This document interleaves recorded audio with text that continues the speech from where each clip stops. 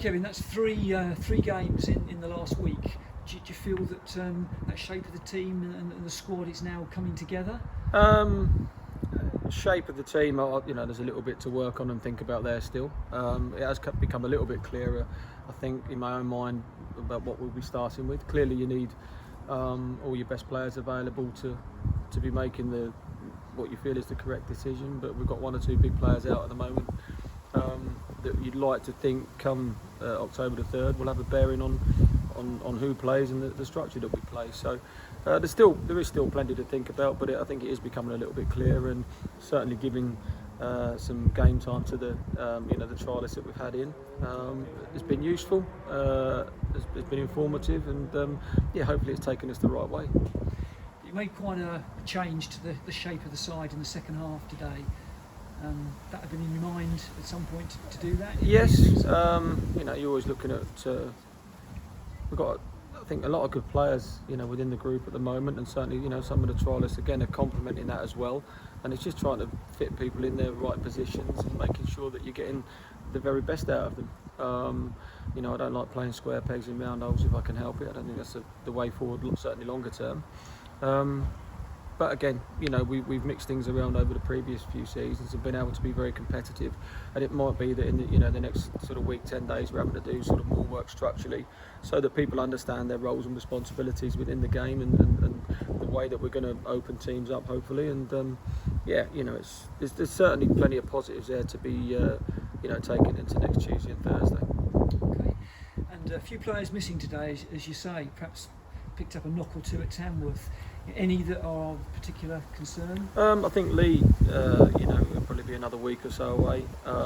Ash is saying there's a chance that he could be training with us again Tuesday, but we're not going to rush him at this stage. We have to look at the bigger picture and make sure that he's ready for the start of the season. If that means that we don't have him either Tuesday or Thursday because he'll be ready from then onwards, then that's the right thing to do. So we'll liaise with both Richard and Matt and get a steer on that, see how he comes out of this weekend and what he's like Tuesday. If he is ready to come in and join the group again, then great. If not, we'll be patient and make sure he's fully fit when he does join us.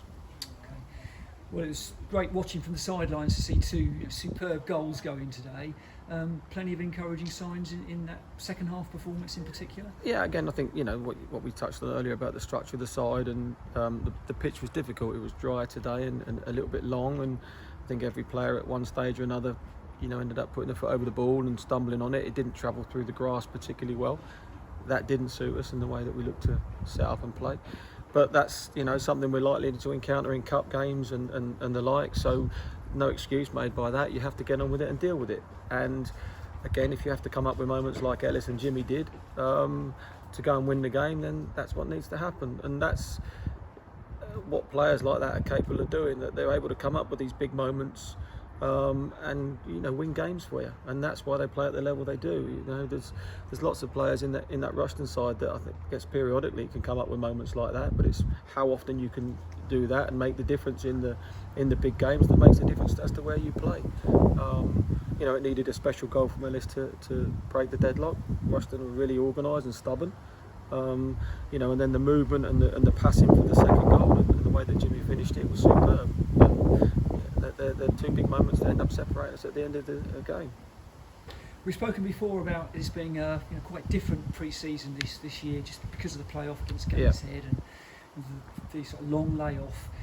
Yeah, you're happy with just the 5 pre-season game schedules? Yeah, I think, like you say, that we've had that playoff, we've had that like almost a mini pre-season within the sort of closed season. So we've had that. We've had to sort of rest a few weeks prior to that before we actually got a date that we would likely be starting the season. And then we'll obviously work back from there. So look, the players all look after themselves physically. They are in great shape. It might be that we need to tease a little bit more out of them over the next sort of week, 10 days. But I'd like to think within these next 2 weeks and 2 weeks or so, another couple of games that come the 3rd of October, they'll be right where we need them to be. And it's important that they are. If they're not, we've still got that little bit of time and scope to be able to put any extra work that we need into them. So again, no excuses on that front. We've got enough time to do what we need to do, and I wouldn't like to think there's any excuses come the opening game of the season. And we've got to meet some of the new trialists. we likely to see signings in the coming few days? Yes, I would hope so. You know, if we can agree terms, I think we're pretty close with certainly with one of them. You know, there's some younger boys there that we've got in about the group that ideally, you know, would be able to work a little bit longer with, but such is the nature of, you know, the desire to want to be at the sharp end of the table and you know, keep progression and build on what we done last year. It's not always possible to give those players the minutes that perhaps you would like. You know, some tremendous young lads in there that fantastic attitude, and I like to work with those sort of players and progress them.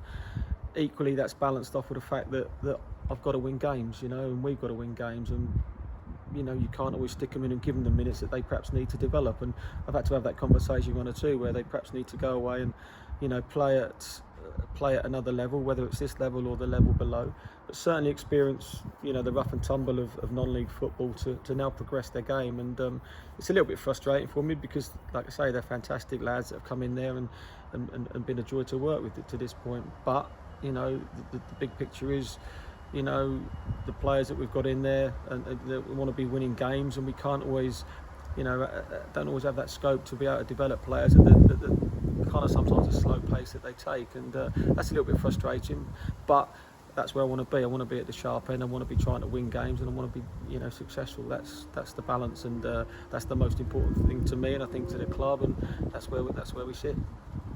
It was always interesting to hear your thoughts. Thank you. Thank you.